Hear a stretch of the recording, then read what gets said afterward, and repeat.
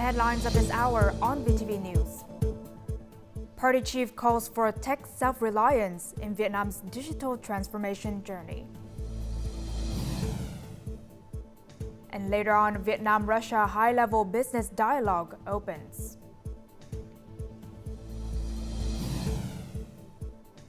In our world news, South Korean president arrested by anti-corruption investigators.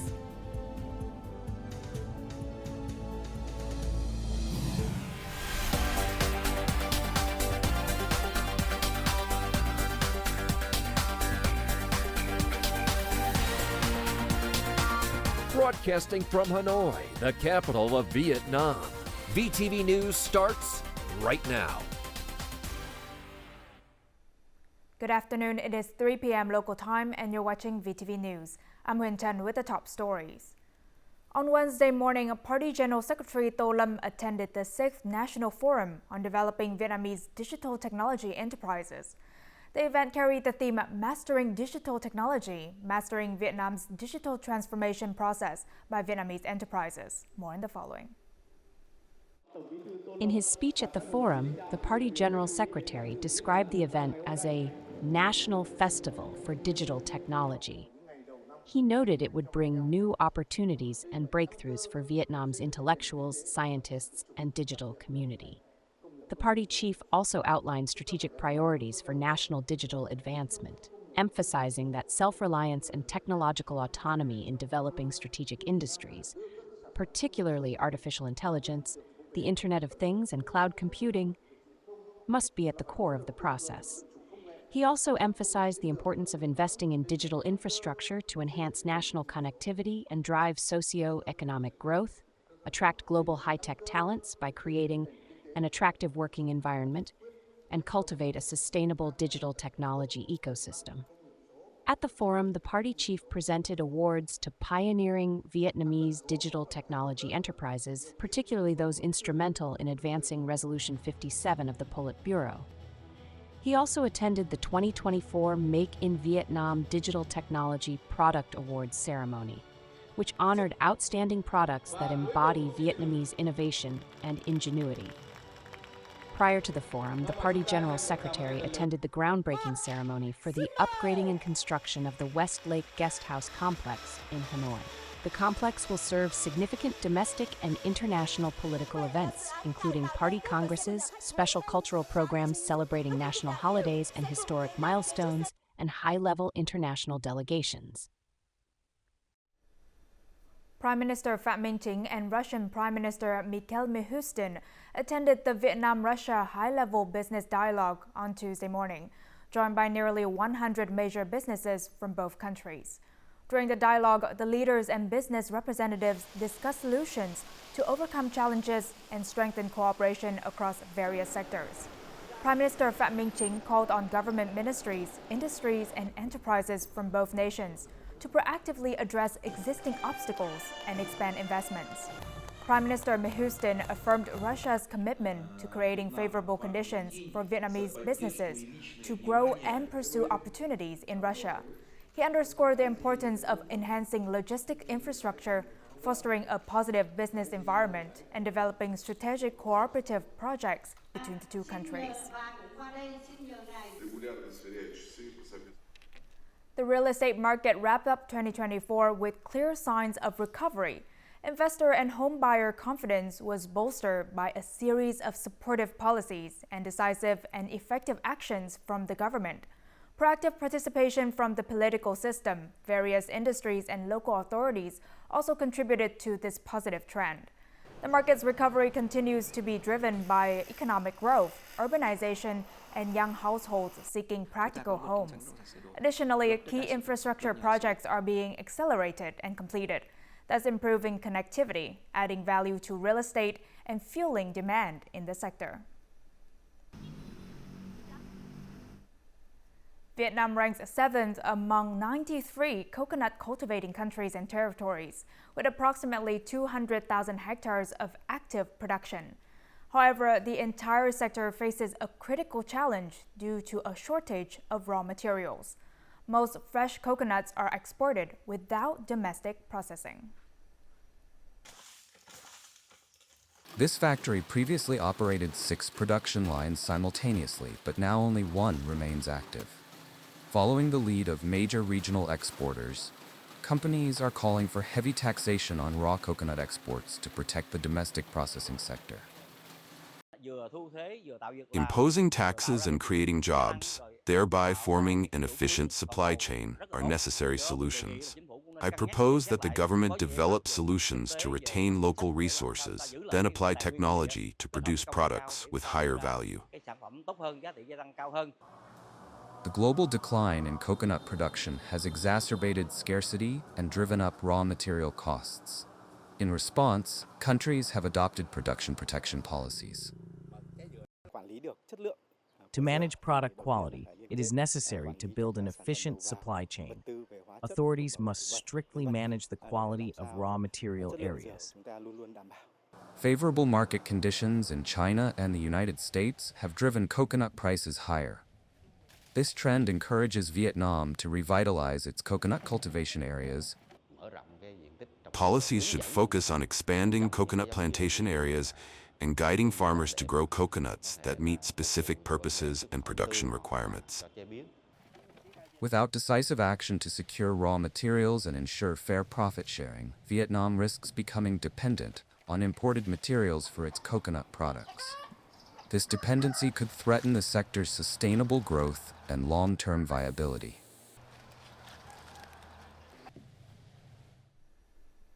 Now, according to the Ministry of Labor, Invalids and Social Affairs, 7 localities aim to eliminate temporary and dilapidated housing by the second quarter of 2025. These localities are Lào Cai, Thái Nguyên, Khánh Hòa, Bình Thuận, Kon Tum, Tây Ninh, and Long An provinces. 12 more provinces plan to achieve this goal by the third quarter, while the remaining provinces will complete their efforts by December 31st. Bắc Ninh has set the most ambitious timeline, targeting February 3rd for complete elimination. 5 major cities, including Hà Nội, Hải Phòng, Ho Chi Minh City, Quảng Ninh, and Bà Rịa Vũng Tàu, have already eliminated all temporary housing. Localities face several challenges in their effort to eliminate temporary and dilapidated houses. And in several disadvantaged districts, many households are reluctant to dismantle their deteriorating homes due to a lack of matching funds. And to address this challenge, some districts have implemented flexible measures to maintain the program's humanitarian focus. In Hà Giang province, for example, many houses have been built for poor households without requiring their financial contribution or labor. Despite suffering a stroke and living alone, Kim's house construction proceeded. The local commune managed the $2,300 support funds, allocating them for building materials and transportation. For labor needs, the commune together various organizations, relatives, and neighbors to help build his new house. I don't have money, but since I'm a neighbor, I just help out with my effort. In such difficult circumstances, having a new house to celebrate Tet without worrying about the cold anymore, I must thank the government. Materials from the commune, Cao's family constructed a 40 millisquare house. The commune assisted by leveling the ground and digging the foundation. The house was completed within a month, with only the doors left to install before the family could move in. I'm very happy and thank the government for helping me build a house. For disadvantaged households, the village head takes responsibility for building the houses and then hands them over to the families. To help poor households that cannot contribute money or labor, Hà Giang province has adopted a flexible solution, providing $2,300 for construction materials and a suitable building area. I am very happy and thank the government for helping me build a house. The armed forces and youth organizations will lead efforts to ensure quality, safe construction and aim to complete the elimination of temporary and dilapidated houses by April 30th. Hà Giang province developed 20 house designs adapted to local conditions, with materials valued at $2,300 each. Thanks to this initiative, nearly 2,100 poor households received new homes in time for Tate.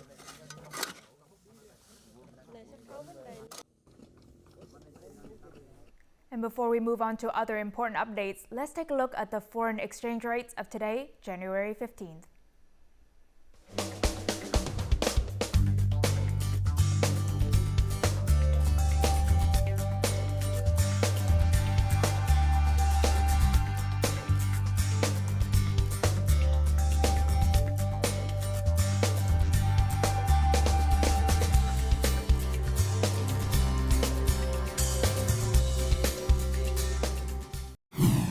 Coming up next on VTV News.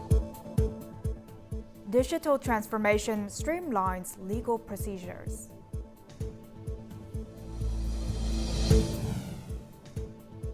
And new archaeological discoveries unveiled at Hualu ancient capital.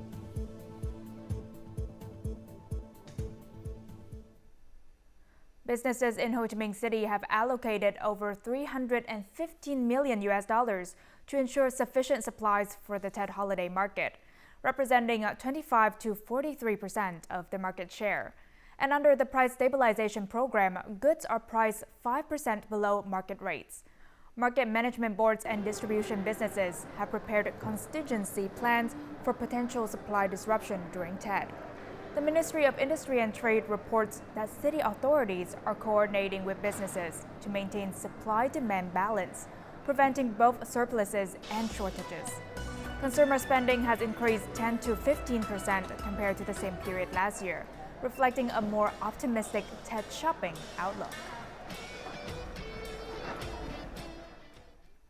Welcoming the Year of the Snake, the Naval Region 4 Command organized a working group to visit and wish the soldiers and residents of Cheung Sa Island District a Happy New Year. The ships carried goods, necessities, and Tet gifts from the mainland so that the officers and soldiers at the forefront of the waves and winds could enjoy the spring and celebrate the new year with peace of mind.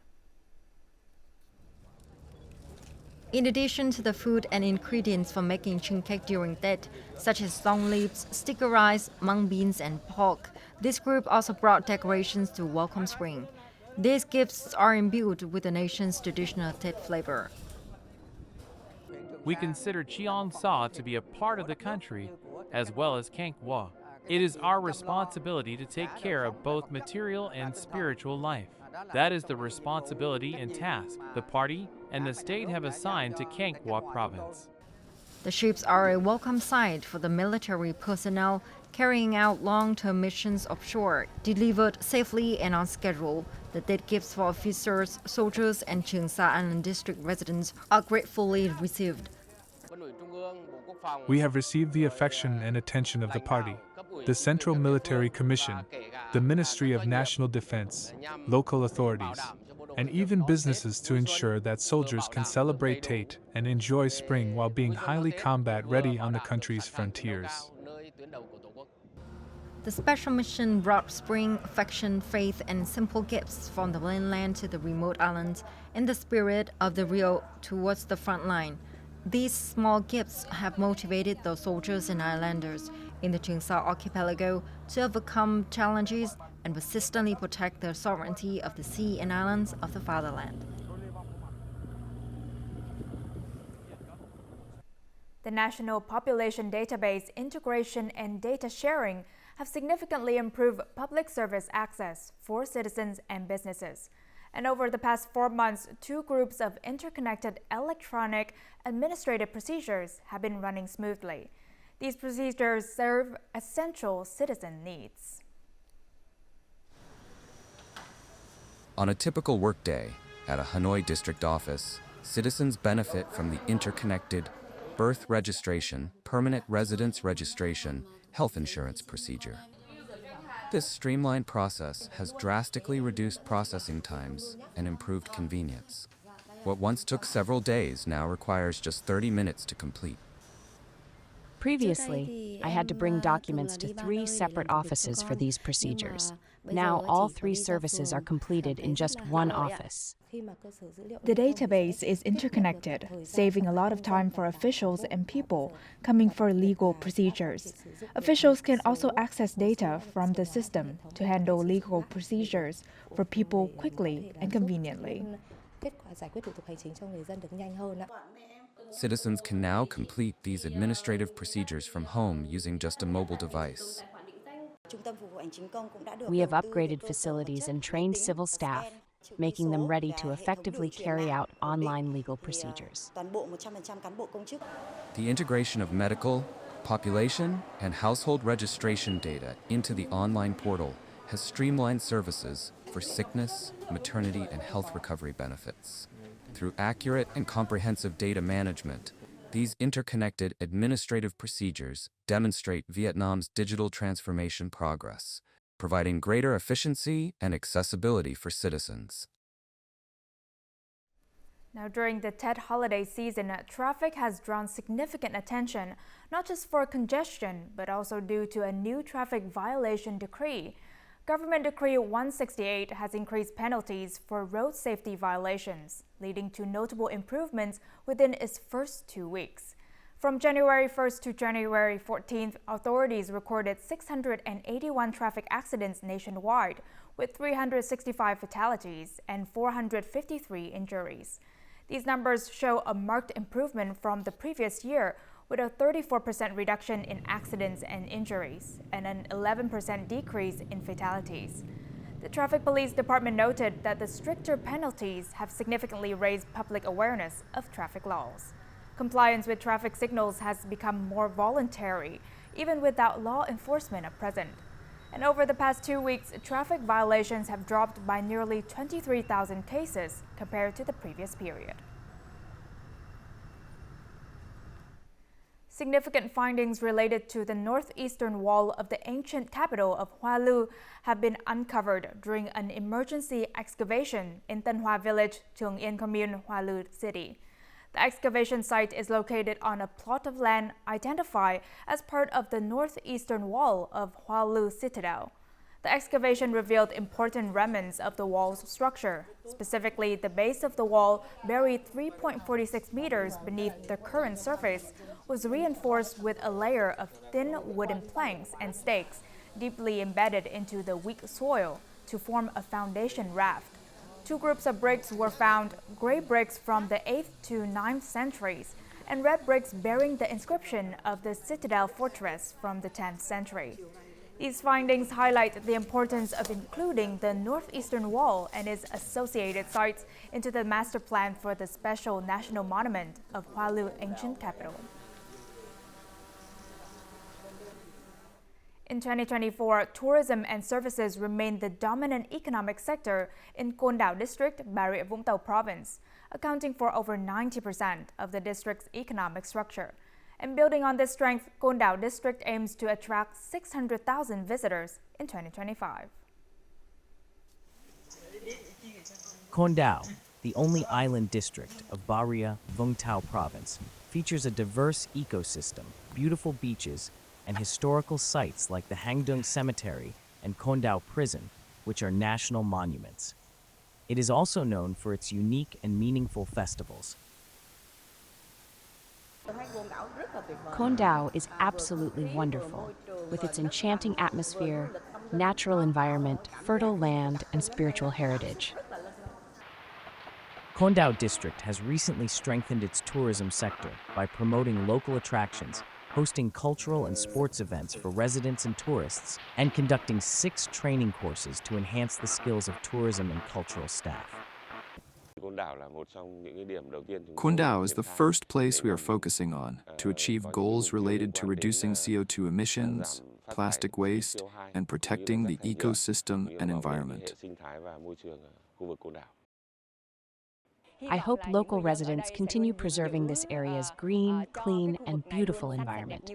Moreover, I hope tourists will bring eco-friendly, sustainable products and support the circular economy, helping maintain the area's cleanliness and beauty. Con Dao district currently offers 146 accommodation facilities with over 2,900 rooms, providing daily capacity for more than 7,600 guests. Given Con Dao's potential and advantages, the province consistently prioritizes its development, focusing on the circular economy project and implementing special policies to establish Con Dao as a renowned tourist destination in both the province and the region. With its unique natural landscapes and warm hospitality, Con Dao aims to attract nearly 600,000 visitors in 2025, including about 25,600 international tourists.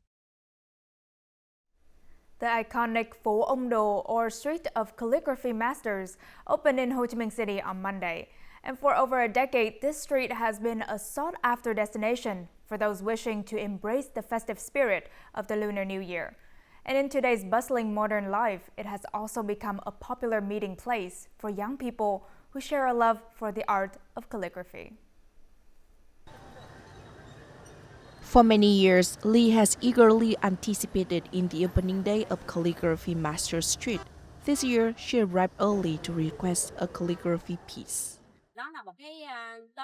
This is a cultural tradition, so I request a piece to preserve it. This year's Calligraphy Street gathers over 50 calligraphy masters. Interestingly, many of them are remarkably young. Nguyễn Hoàng Việt is a veteran participant after attending 15 years running. As a calligrapher, I deeply respect my patrons because they help preserve our nation's traditions.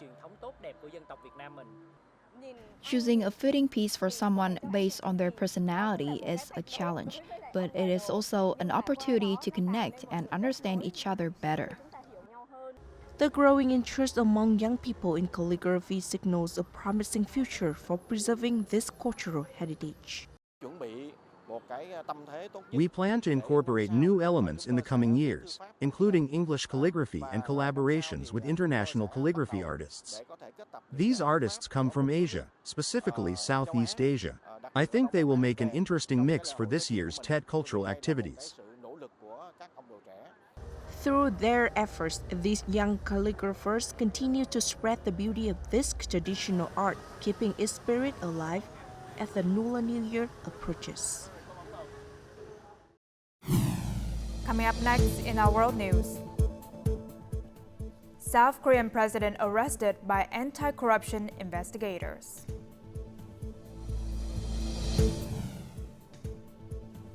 And negotiations in Doha may close with a ceasefire agreement between Israel and Hamas. Now moving on to our world news, the South Korean anti-corruption agencies for senior officials arrested impeached President Yoon Suk-yeol at his residence on Wednesday, accusing him of leading a rebellion related to the declaration of martial law on the night of December 3, 2024. The arrest warrant was executed at 10:33 a.m., marking the first time a sitting president has been arrested in South Korea. Yoon was transported from the presidential residence to the anti-corruption agency's office. Investigators have 48 hours to interrogate Yoon, after which they must request a detention order for a maximum of 20 days or release him. Before his arrest, Yoon made a public statement stating that he agreed to the interrogation to avoid bloodshed between law enforcement agencies. However, he criticized the investigation against him as illegal. A total of 3,200 police officers and investigative staff were deployed to carry out this arrest after a previous attempt to arrest him more than 10 days ago failed.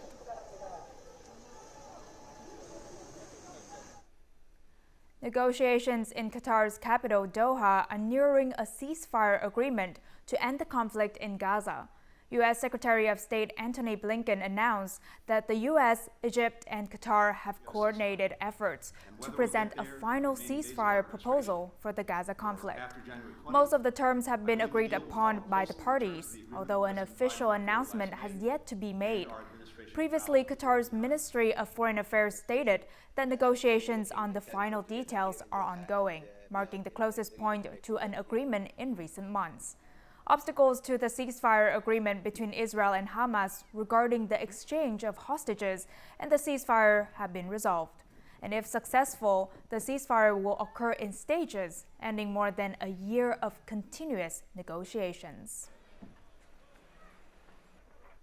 This week, the U.S. Congress begins confirmation hearings for President-elect Donald Trump's cabinet nominees, a crucial step ahead of his January 20th inauguration for a second term.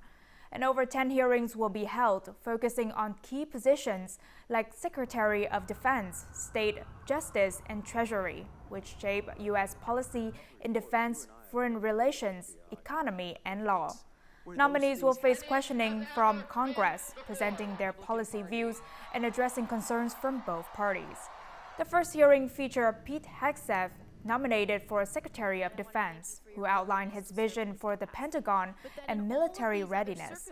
These hearings ensure transparency in appointments and test the nominees' abilities and ethics, while allowing Congress to oversee the executive branch and ensure policies align with national interests.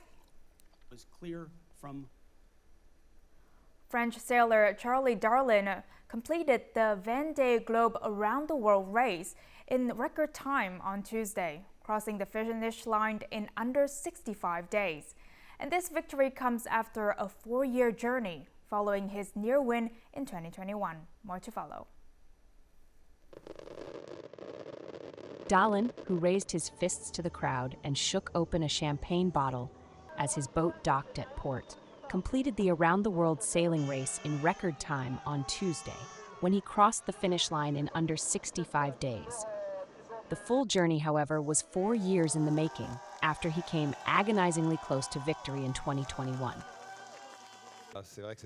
This win was really a torrent of emotion. I've been waiting for this finish line for so long, and crossing it first and winning the race was fabulous. It was also thanks to this boat, Massif Santé Prévoyance, which held together, which was dependable, which remained at 100%, even if, as I said before, there were small technical issues. But each time, we were able to repair it and put it back to 100% until the end. This marks the second time Darlin has crossed the finish line first. He was denied victory in the 2020-2021 edition after losing out to Yannick Bestaven, who received time compensation for diverting to assist another competitor. This time, however, Darlin was in a league of his own after the Massif Santé Prévoyance, skippered by the Frenchman, took the lead on December 30th as they navigated their way north in the Atlantic Ocean. 4 years ago, it was different because I was 2.5 hours from victory. Before looking forward to another tour around the world, I'll start by making the most of this victory, and we'll see a bit later. But no, I'm not keeping myself from it. Richam, who had just reached the French coast when Darlin crossed the line, is set to finish second, more than 120 nautical miles behind.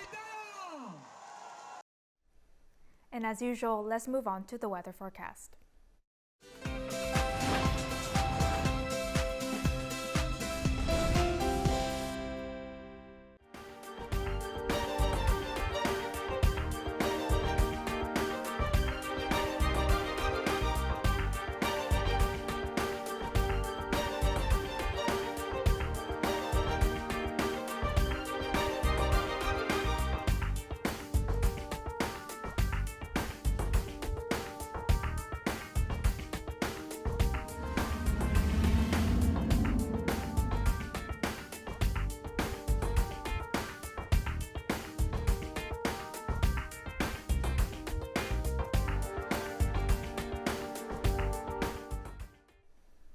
And that's all the news we have for this hour. To rewatch our program, you can download our mobile app, VTVgo, or check out our YouTube channel, VTV4Go. Thank you for watching and see you next time.